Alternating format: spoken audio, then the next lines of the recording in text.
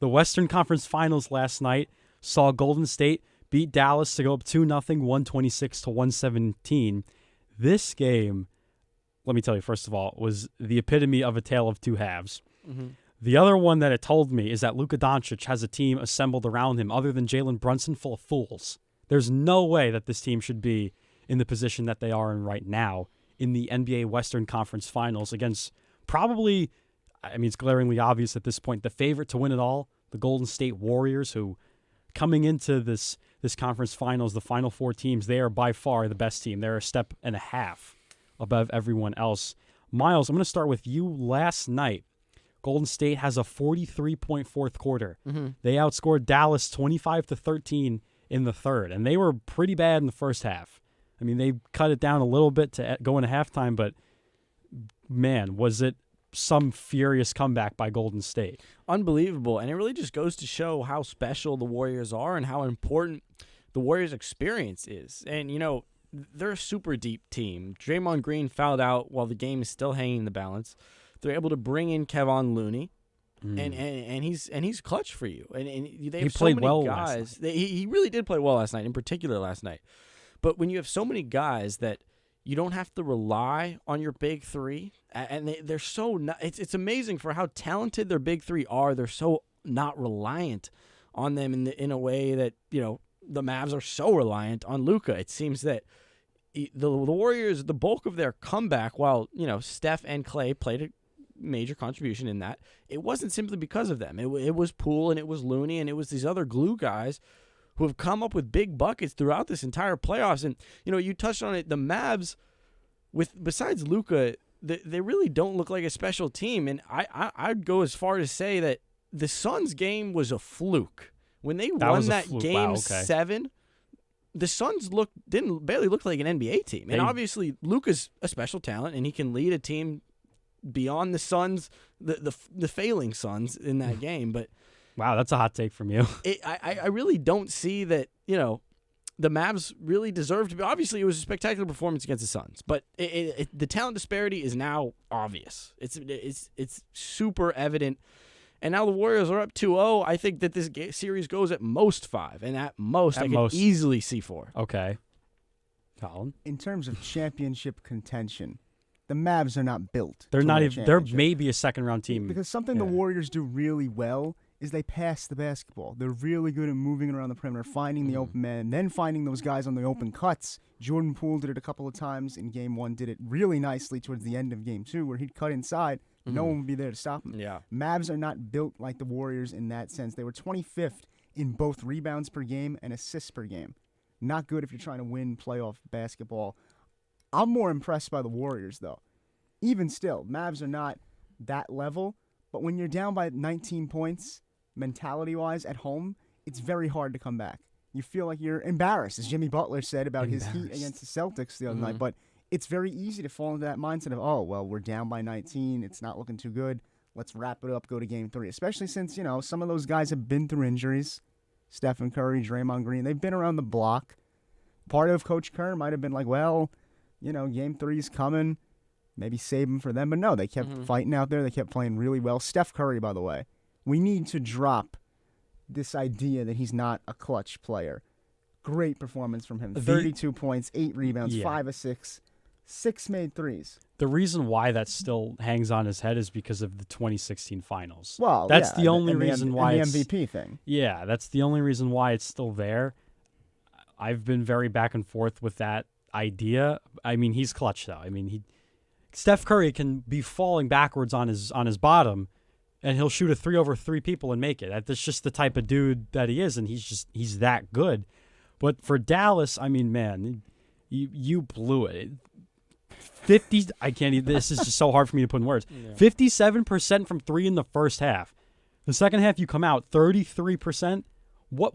I mean, you're not going to keep that The up. thing but is, what yeah, the hell? They were what bound the hell to is regress that? to the mean to some Yes, extent. but and not brick everything. It's true, but it was obvious that they could not keep that up for the entire 48-minute game. That was obvious. This series really feels like it's over fun. before it got started. Well, see, here's the other thing. Well, keep going. I Keep do going, keep going. want to switch a little bit towards the Mavericks side. I was going gonna to get I think to it's that. very easy for us Yeah. to sit here and laud the Warriors because of the depth they have. Miles, me and you have talked about the pool party The pool extensively. Even a guy like Otto Porter Jr. has been very impressive. Especially last game. And he came on what, $1? Right. Pennies on the dime signing. Got him cheap discount deal. He's been great in the postseason. On the Mavericks side of things, it's going to be tough to scratch even a game against these Warriors. The advantage they do have is that you're headed home to Dallas. You don't have to deal with Golden State's crowd. It's very hostile territory to win there, very loud. And Mark Cuban will pay the refs. We love you, Mark Cuban, but he's gonna be if he wants to make a generous donation. He could sue. He once talked about, what if I played for the Mavericks for a day? That was once like an idea he had in his head. I'll tell you this much: Doncic is gonna need all the help he can get. Yeah. Last night, 21 points from Reggie Bullock. That's a name Knicks fans will remember. They'll kind of Yeah, I mean, I was scratch their heads about that one. Jalen Brunson, he was very good last night too. 31 points. Luka's gonna need all the help he can get. So with that in mind, the guy I'm looking to really help him out, Maxi Kleber. It has to. You're be looking Maxi at him. Kleber. I hear that. No, I over Spencer Dinwiddie because of the way that the Warriors are a very good defensive team. This is a fun fact for you. Number 1 in defensive rating. A lot of people would think it was the Celtics because of how dominant they've been. It was actually the Warriors who was ahead of that. I think the style of defense they play thrives on the idea that you cannot drive to the basket against them because you're going to run into Draymond. You're going to run into a guy like Kayvon Looney. Are they going to necessarily block your shot all the time? No, but they're going to give you a hard time in the paint where it counts. Where you can beat them is on that spacing because Curry and Clay, great offensive talents, they're not the best perimeter defenders. If it were me, I'm looking to Maxi Kleber to have a big game because the guy can shoot threes. Is he a high percentage shooter? No, but he can be a high volume shooter, which might be what you need here. And I completely agree. It needs to come from somewhere that's not Luka Doncic. As we saw in Game 1, Luka didn't have a very impressive game, only 20 points. Funny that 20 is unimpressive for him. Goes to show how unbelievable. Wait, of you talking about last night? No, for Game 1. Oh, Game 1. Okay. Luka puts up 20 in Game 1, and it's not a competitive game. Luka puts up 42 in Game 2, and obviously that propels them to a 19-point lead, which they end up blowing. It's going to take 40-plus out of Luka night in and night out just to keep this series competitive. So then if you're the Mavericks, you obviously have to look beyond that. If 42 from Luka doesn't get you the win in Game 2, even when you're back in Dallas, you're going to need a lot of other performance. So I like the direction you're looking there, but I still, even if the weapons come through, the non-Luka weapons come through, I think at best it's a 5-game loss for the Mavs. As we said, at this point, they're significantly the worst team left in the playoffs, and that's really showing now. It's just objectively true that they're the worst team left. And again, it goes back to what I said at the beginning of this segment. This team outside of Jalen Brunson is just a bunch of fools. It really is. Reggie Bullock is doing stuff in a conference finals game. I mean, he was great last night. That's wonderful. Yeah, that's his help? Seriously? Dorian Finney-Smith, I know he's a good 3, and that's his help? Really? Spencer Dinwiddie's been horrible. In fairness, it got him this far. It did, but it's like, how? Like, he is Luka Doncic. He is him. He is the best player in the NBA. See, I'm still on that train. I'm not willing to call the Mavericks scrubs because they're struggling against a really deep. Golden State if you're going to lose to anyone, lose to these guys. Right. Don't lose to the Kings. I don't know. I'm just pull a team out of a hat. Don't lose to the Kings, right? Lose to Golden State. You look better.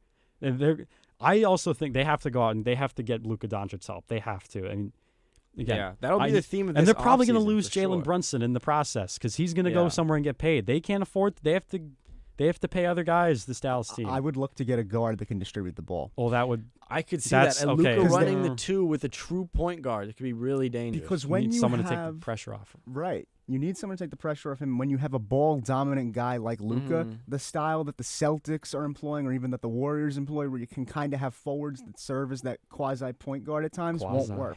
You're going to need one singular guy like a Chris Paul that can really distribute the ball. But see, here's the other thing, though. So riddle me this, and you guys are going to get to this with the Boston segment.